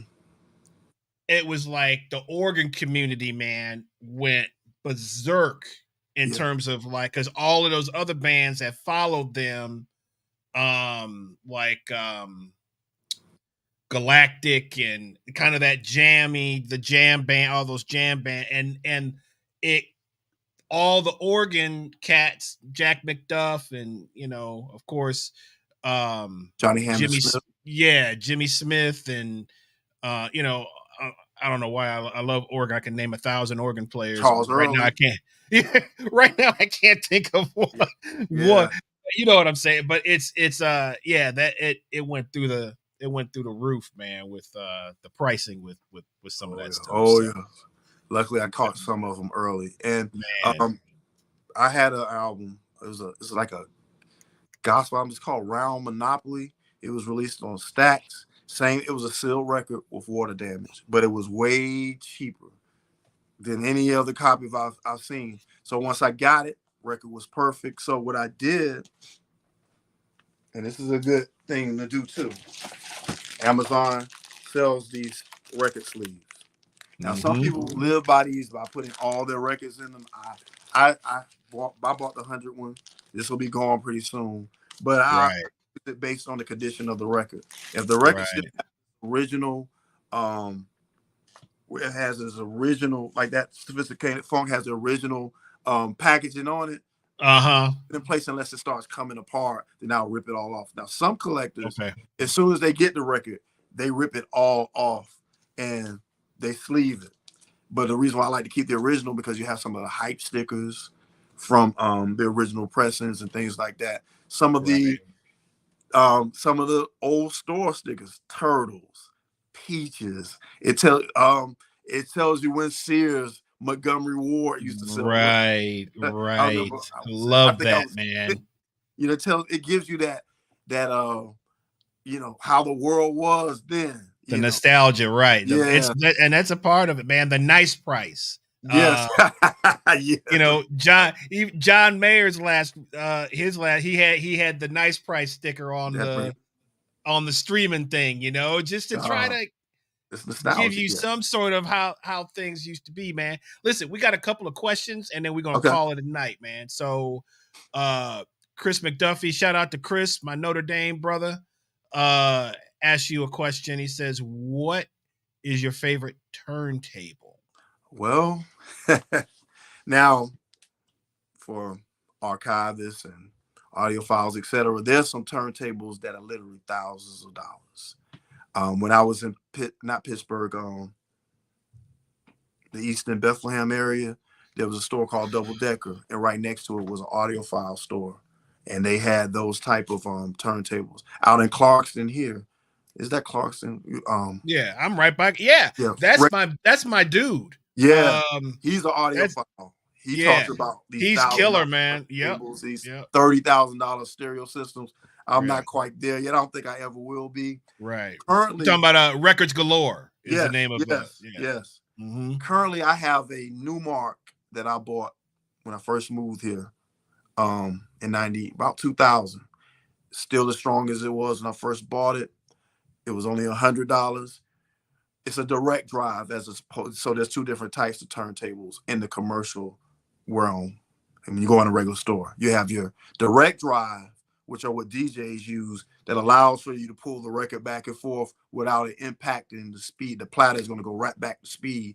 And then the record players that we had when we were young were mostly belt drives. Like if you had the old component system with the glass inside of the glass, you had the amplifier, you had the graphic equalizer, the cassette deck, and up top you would have the turntable. Those were usually belt drive turntables. Belt drive turntables are cool for a novice. They're much cheaper, and they're serviceable. You're not doing anything but listening to music. You want to watch out for your needles. A lot of those lower end turntables, like the Crosleys, that are like the old school bookshelf. I mean, the old school like suitcase. You have to watch out for those original needles, and some of them you only can replace them with the same type of needle. So you want to have one that has a nice tone arm with a needle that detaches, the stylus attaches, so you can either replace the whole cartridge. Let me give an example. Okay. So this is a stock um, stylus, etc. However, when this needle goes bad, I don't have to replace this entire thing. I just have to replace this. And these are attainable in every record store, um, Amazon. Just knowing the models of your turntable and this part, it'll tell you some compatible ones for some cheap alternatives. Oh, check that out. Now some people put more value in the needle itself than the actual turntable. Well, I was going to ask you about that because that's what I was always taught was the needle is more important than the actual turntable. Now, they work hand in hand because as soon as I took, let me just move close to my turntable. Okay. So as soon as I took the needle off, the tone arm immediately rose in the air because there are different settings on the turntable that you need to set in order for it not to skip, in order for the record to give you your best playing value, etc. Right. And once I set mine, I leave it alone, except for like minor adjustments. Okay. Whereas when you get the record players from like Walmart and things like that, they don't have those type of intricate settings. It's just a needle that goes down on it. Right. And the irony is that Walmart records are always over $20 and up. You want to have a quality turntable to play those records. You wouldn't want to play it on a lower end. So what would be if somebody doesn't even have a turntable, what's a good price point to kind of start off with, man, to get something that you would recommend? Okay. So you have companies like, I want to say it's Audio-Technica. Yeah. They have entry level to advanced turntables. Now, their entry level turntable is direct drive. I used to have one. I actually gave it to one of my friends when he started his collection, but it was very serviceable, and they may be at this point like $125. Okay. Then of course I cannot mention techniques. Now, people who have been DJing for decades, since the 80s, Technique 1200s are their standard, or Technique 12. It's another series. That's what we grew up. I grew up on. My dad, that's what he had, at Techniques, man. Yes, that's all he would buy. Yeah, and so much, they were so popular that basically Pioneer took over and made a clone of the Technique 1200. And I want to say Techniques actually came back in business just to make updated versions of it. And you're talking about my turntable I've had for 25 years. No sign of wear. It has the same integrity. The only thing is a little dusty, at times. So I have to, some of the paint is coming off, but as long as it's serviceable. Now, when I move into a bigger space, I think I'm going to upgrade my turntables. Keep in mind, because as long as it's working, if it's not broke, I'm not replacing it. And it's took me through my whole Atlanta journey, so it's some sentimental value to it. So absolutely. So we got another question from Brad. Okay. He says, Lamar, is there a website where you can find the dollar value of old records? Okay. There are a few sites out there. For those who are really heavy into it, for those records, like may have like limited pressings, there's a site called Poppy Site. It'll give you what's the lowest it was sold for, what's the highest it was sold for, and when it was last sold. Discogs also has that feature. You can go to any one of the pressings and see. Now, when I inventoried on Discogs, I didn't read all the serial numbers on the vinyl and everything. I just put it in there to know that I have that in my collection. But they're like, an album like this may have 4 US pressings. So you have to go into, which I didn't have time for the collection, but literally on the record. Let's see if I can see it on here. And this was especially popular in the 80s with hip hop, when you had Herb Powers doing the mastering. There are some etchings on there. Sometimes it'll be a message like, I love my kids. It'll be a message they'll put on that groove, but at minimum, it's going to have some numbers there. That helps you see what edition of what version of the record you have. And then you Oh, log under there, there's certain presses of certain albums that have way more value than others. In some cases, people have promotional versions of albums, the promos that they weren't supposed to sell, that were actually more complete than the release version of it. It might have been an early version of it that they made some last minute tweaks and they already sent out the promo album. So there's so many ways to determine the quote unquote value of the record, but those two sites, Poppy site and don't ask me how to spell it, and Discogs okay. are two sites that you can use. Now, some people say, well, Discogs has an inflated value that they put on the records, but this actually tells just like with Poppy site, what's the lowest amount it sold for, what's the median price it sold for, and what's the highest. Now, retailers are actually a lot of retailers are using Discogs as their reference point to price their records. Some of them go immediately to the median price, and that's what they price the record. Some of them have a little bit more liberty, and they'll make it a little bit more than the median price. But the truth is, for me, value comes from the person that wants it. Yeah, you can sell off a collection and get some decent money for it. Discogs gives you a rough estimate of the value of your collection. It starts at like 160,000 to $500,000. That's what Discogs tells me my collection is worth. And I know there's a couple of houses in here just from what I spent, but wow. But yeah, you have now but that's the value of it. That's not necessarily saying that that's what you paid for. Right. You right. Yeah. Right. And values change over the years. A movie like what's Searching for the Sugar Man. I don't know if you're familiar with his name was Sixto Rodriguez. Oh yeah, the musician. Yes, he was out of Detroit, but then he released Cold Facts and another album, and he just disappeared. Yeah, and they come to find out that his music had reached South Africa and had been like protest music. That's right. The radio had to put cuts in certain songs so it was skipped, so they couldn't play it on the radio. And he was like nothing here, right? Like no. And then, but oh man, I need to see that, man. I remember when that came out, and but that's okay. But you're looking at there are a lot of reissues of his stuff, mainly because of the movie. Now, but the original purposes of the original versions of those albums still are quite expensive. And I don't see them at all in the field. Wow. So check that out. Check that out, man. And then there's certain records. How's the sound quality on some used records? Yeah.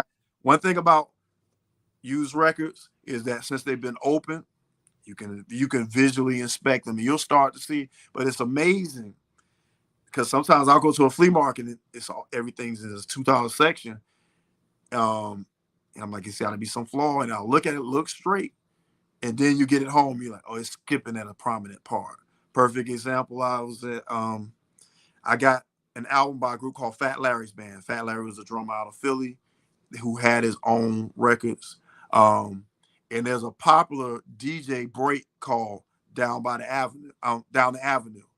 And it's a drum break on there that DJs would have 2 copies of it. And before having the sampler, you would put that record right at the beginning. Doom, cat, doom, doom, cat, doom, doom, cat, doom, doom. And on the other side, you're doing the second copy of the record and you're bringing it back at the same beginning. So you're becoming a live sampler. Well, this record didn't look too bad, but it had to be something wrong with it if it was in a dollar bin. And sure enough, when I got it home, that break part was so warm because the DJ had used it so much. It barely had any sound in the most important part of the song. So, wow. I didn't see that. But because it was $1, no big loss. Went to a record store that's closed now. That used to be right up the street, Waterloo Sunset at the Battery. got the actual copy I still have to this day for $7. So you do deal with that. When you're a beginning digger, take calculated risk. You don't want to pay $20 for any record that you see has some type of line that is going against the groove, because the grooves go around. But if you see a line coming across, it may not have an impact on play. Now, there's certain sellers, there's certain stores that have listening stations.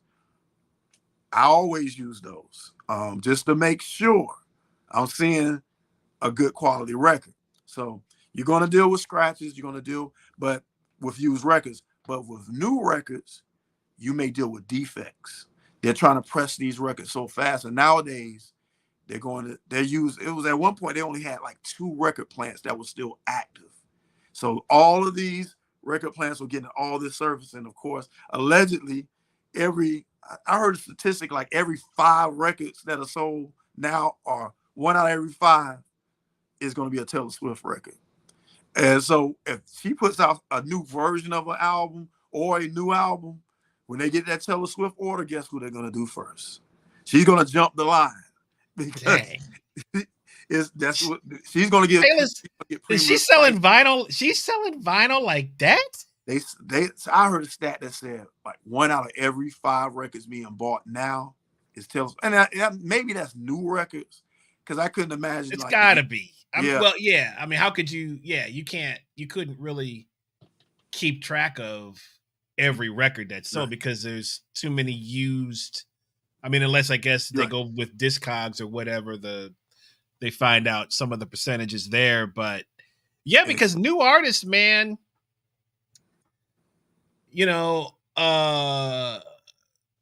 Beyonce's record, I was back at JB's, because that's the only record store I've been in a minute. But I was going through there, man, and I saw that Cowboy Carter record that has two different album covers, I believe.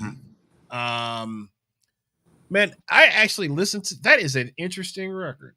I'll take your word for that. I mean, I just skimmed over it. It's not what I expected. Okay, I mean, there's some interesting stuff on that record. But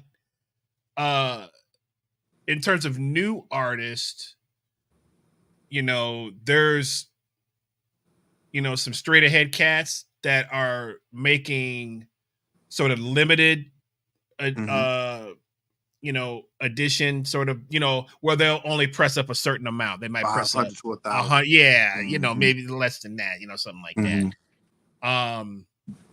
There's an Esperanza record, and and that is it the De-Education Emily, something like, is that the record? Okay. That's just incredible, and I keep forgetting. I gotta order. I have it in my thing on Amazon. I need to get that. But just of newer artists, you make me think about newer artists when you said that. If Taylor Swift is selling vinyl, hey man, more power to her, dude. I got nothing to say, because anything that can bring a kid back to buying records. There you go. So you gotta put aside personal feelings, especially during the sampling era. People used to love to brag about, oh, this is my secret spot. Well, secret spots go out of business, because if you're the only one that knows, unless you're buying their inventory continuously, they need more customers than just you. And I've seen so many record stores come and go, so many that were unassuming, so many that were top secret. Now, for instance, Val Shiler's in West Philly, that's not a commercial record store. You can't just go to Val Shiler's and window shop. He has high-end customers. I did go there in 2007, and because most of his vinyl is behind. He has millions of 45s. He's bought collections for labels local labels like Jaywalking Records that had an outstanding group called the Continental Four. He bought all their back stock, so all their 45s, all their LPs, and people like Questlove, they have curated lists to send to him. When I went to him in 2007, I bought a bunch of because the CDs were up front, so he gave me grace. He gave me a bunch of articles that came out over the years, but he didn't have any online presence. He didn't have like a website or anything. He was still using his fax machine. But he told me a story about a doctor that buys from him like twice a year that might spend $40,000 each time they do. He'll send him a list via fax, and he'll go to his inventory. And they say, "Take your time, because I want to make sure I get it. If it's in your inventory, I got the time. I need this record." And the internet age, of course, is an advantage. You get to get that information. You get to listen to previews on YouTube. Discogs also has links inside of it where you see So sometimes when I'm digging, if it's a completely new artist, I do the cheat codes. I go on my phone and I listen to a couple of previews. I'm like, oh, I like this. I like this. Let me get that. I've discovered so much new music like that. So it's so many. Once you get acclimated with it, so many tricks to the trade. Now, everybody has different rules, and like I said, I come from a perspective of just loving music. So get this in my collection, then I'll clean up my collection. If that Stephanie Mills album has a jump on Starlight, I know I need another copy of that because I love that song and I want to hear it in its full integrity. You just told me about the spot in Philly where some of these guys have are sending in lists of stuff that they're looking for.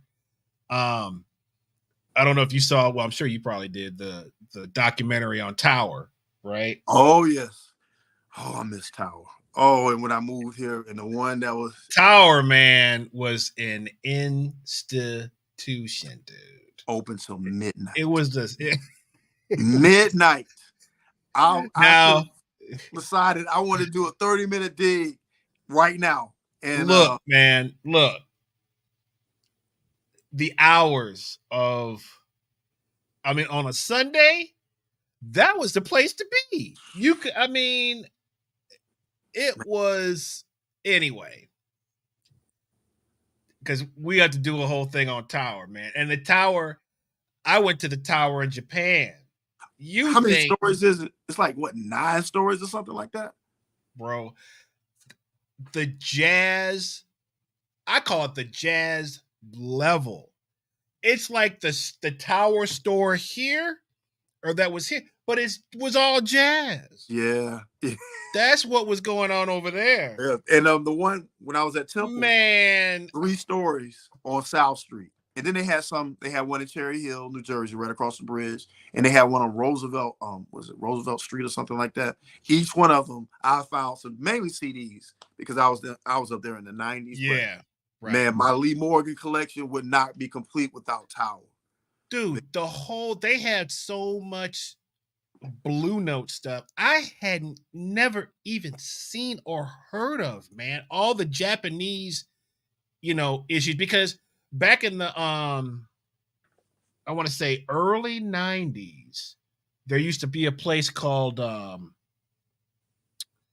it was like one of the first kind of, it wasn't online, but it was like it's called Audiophile Imports. Okay. And it was fusion. That was their whole thing was all fusion. And I got hip to it because they would run ads in music magazines. So,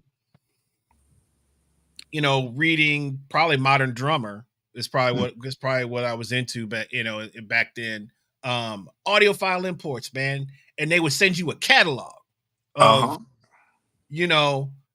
of what it, man, and it was expensive, but they had all the import stuff that, because again, man, fusion jet, it's going to be bigger in Europe, it's going to be bigger in Japan, it's going to be bigger overseas in general, and there was so many things, man, that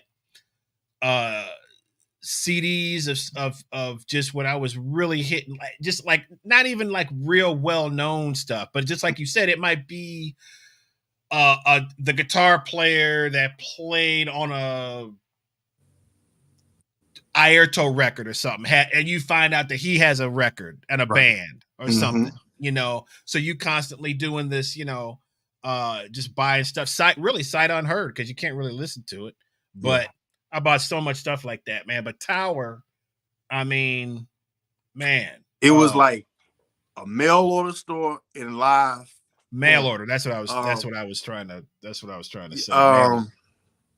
The magazine section, they had magazines from all over the world, literally. Dude, the magazine section, bro. That's where everybody was, because it was all of the European stuff, the European, no matter if you was into fashion, music, cars, whatever, man.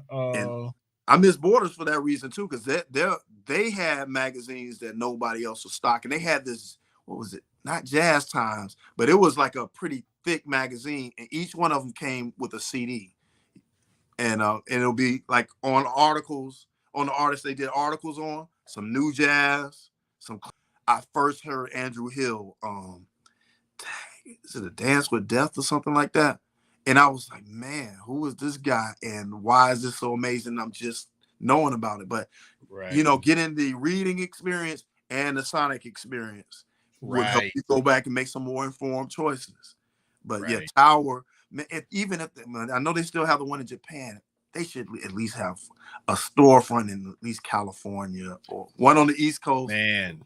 And I mean, well, the documentary, that's how we started this subject, was talking about the documentary, and you were talking about the place in Philly, and what I started thinking about was in the documentary of the Tower thing, artists would come into town, a scene where whenever Elton John would come into LA, he would call Tower, hey man, I need to get in there for, so they would open early, right, for like 2 hours just for Elton. He by himself. He could stack up, man. And there's scenes of him picking out records, like, oh, I gotta have this. Amazing, man. Amazing. I've heard a lot of stories about Questlove in that too. Some local stories where he just went in and he just bought a gang of stuff. Yeah. And, it really blessed the owners of the stores. Bless the owners. And he would just get it all.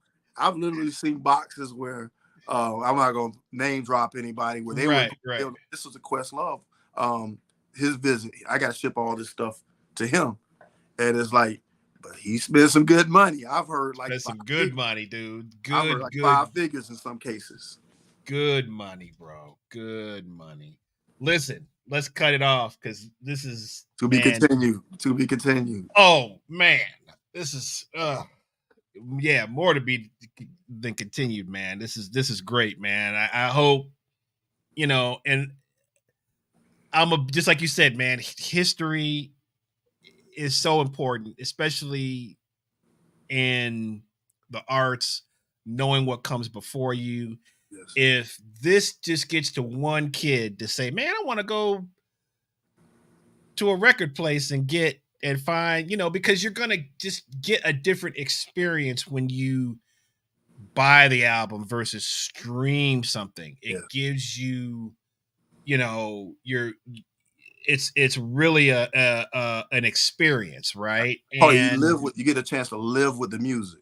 When you were in 8th grade, you only had $15 and you bought 2 cassettes, and you knew you didn't know where you were going to get that next $15. You lived with those songs.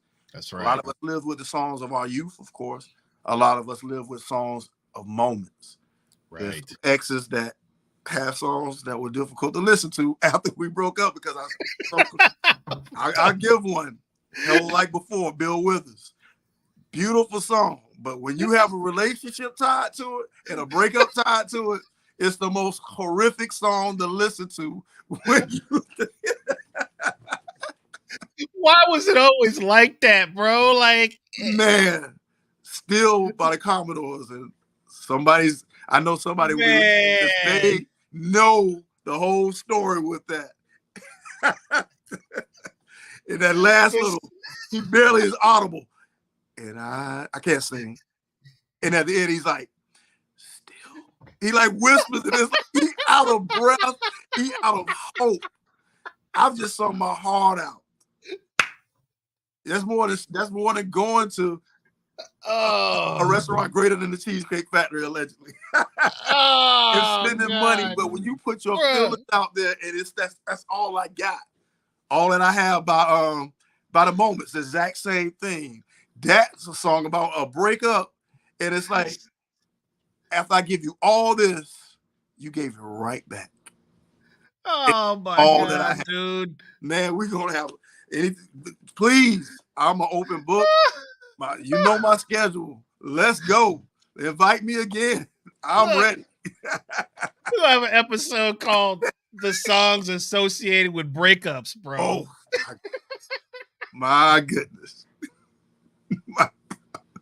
We might have to go into a little bit of hip hop too, because some rappers express that quite well. You know, to varying effect. Oh my God! Without quoting some of the lyrics, but sometimes you felt like that. Yeah, so man, the songs that made you fall in love and the songs that were around when you broke up, dude. Oh yeah, let's man. go. Man. Yes.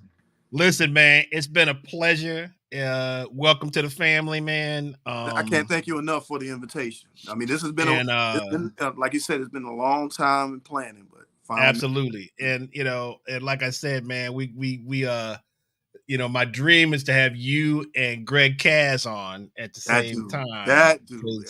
Ooh, Greg, man, somebody online, and you want to get, like I said, I'm just gonna keep until he just gets so tired of me. He'll just do one, man. Because he's a walking encyclopedia, bro. Yes. Of just music history. I mean, and being from Brazil, having exactly. Home. Well, the pandemic, dude, was when really, I mean, of course it was a horrible time, but just as we kind of talked about, man, that was there was a lot of learning going on during the pandemic. And he was one of those cats that, cause he was doing a show in the evenings with the other Brazilian cat. I want to say his name was Eduardo. Okay. I knew he was on Soho Radio for a while. Yeah, but they were doing a thing on IG, man, where they were playing. It was like they were out trying to rare each other. Or they would play, one cat would play something that would, and then, man, it was unreal, man. I was like writing down all, I discovered all, especially like the Brazilian stuff. And then he played a bunch of it could be really anything, but I got a lot of information, man, from that show. So of course they would get knocked off because they would be playing something that would go against the whatever the algorithm or whatever. So and then they just got tired of fighting the algorithm. That's what he said, man. That's why they quit. They just got tired of, you can't fight it. You can't fight the algorithm. So but listen, man, it's been a pleasure. I hope y'all have been highly entertained by Lamar taking you down the, just getting your vinyl collection together. Hopefully some of that information helped. We're going to be doing a lot more. I think we're going to call this, Deep Vinyl is what came to me. So, and I know we got vinyl lovers from all over the world that we can connect with and really have a great just sharing information and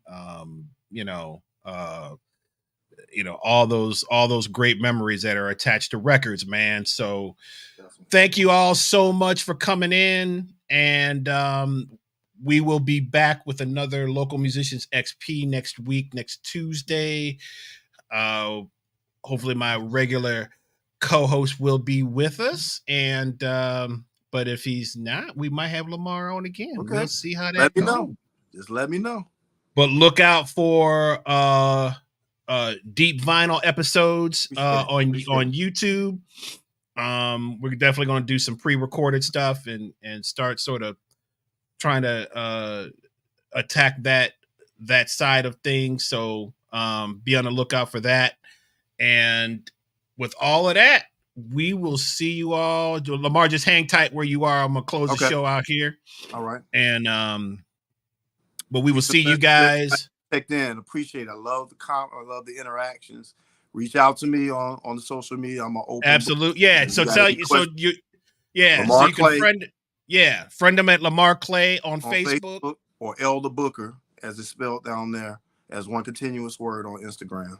Oh, let me get that back up there. Let's see. There it is. Elder Booker.